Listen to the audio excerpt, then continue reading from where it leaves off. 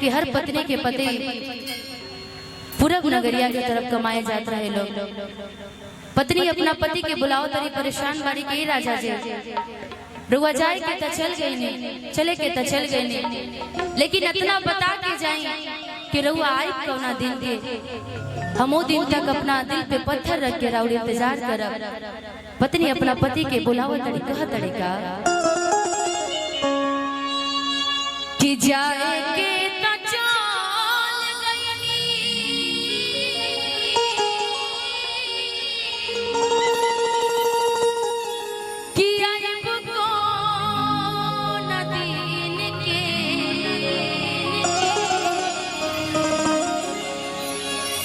राजा जी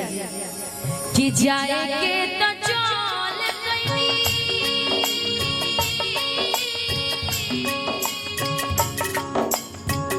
जाए के तो चल गई, आइब कोना तेरा राजा अमरी पगीन के कैसे कटे रात राजा अमरी पगीन के जाए के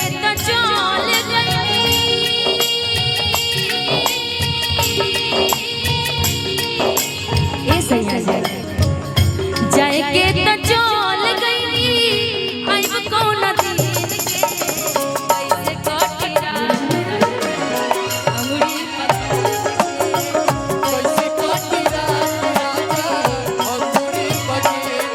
मुझे जीने नहीं देती है याद तेरी, मुझे जीने नहीं देती है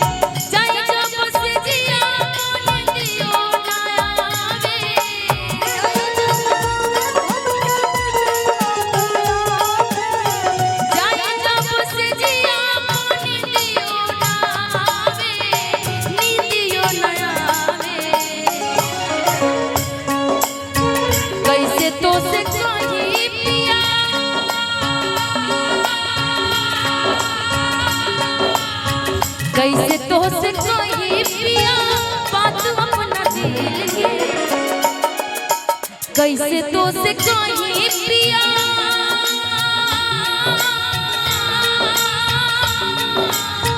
कैसे तो से कोई पिया बात अपना दिल के कैसे कटे रात राजा जी अंगूरी पगीन के कैसे कटे रात राजा जी अंगूरी पगीन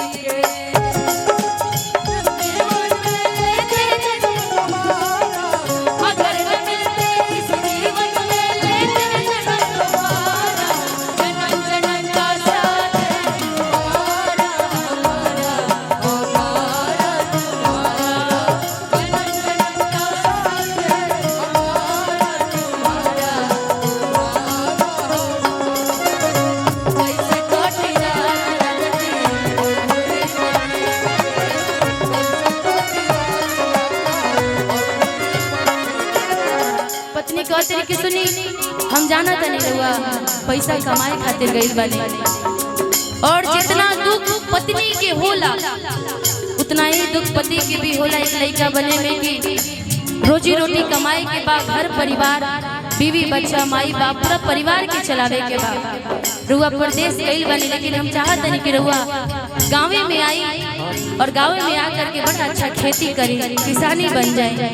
आँख के सोजा रह तो बहुत अच्छा लगे। पत्नी कैसे कहता रही छोड़ी परदेश रहुआ घर चली आई टिपुआ छोटू संगे ही जे कमाई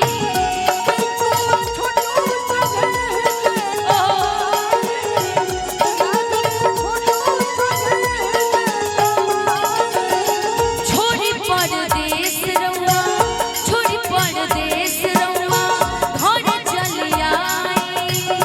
टिपुआ रतन संगे घर ही कमाई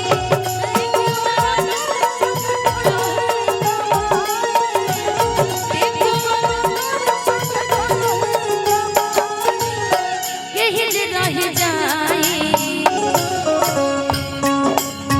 कहतारी निसाज ऐसे आ जा कहतारी निसाज बात अपना दिल के कि कहतारी निसाज कि हर बात अपना दिल के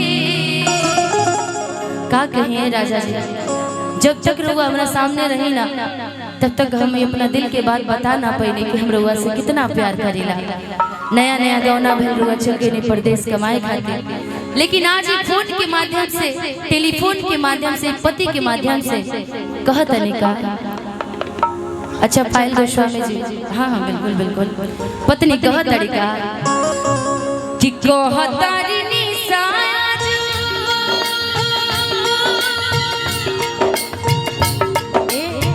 कहतारी निसाज बात अपना दिल के कैसे कटी रात राजा जी कैसे कटी रात राजा जी औरे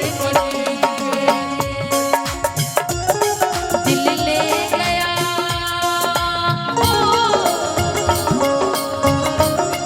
परदेसी हाय रोकना दिल ले गया परदेसी हाय रोकना क्या होगा हाय सोचना क्या होगा हाय सोचना दिल ले गया दिल ले गया परदेसी हाय रोकना क्या होगा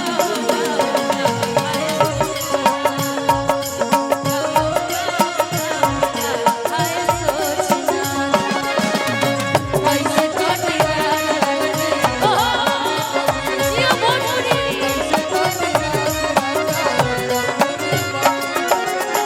रोही रोही याद पिया मालिकी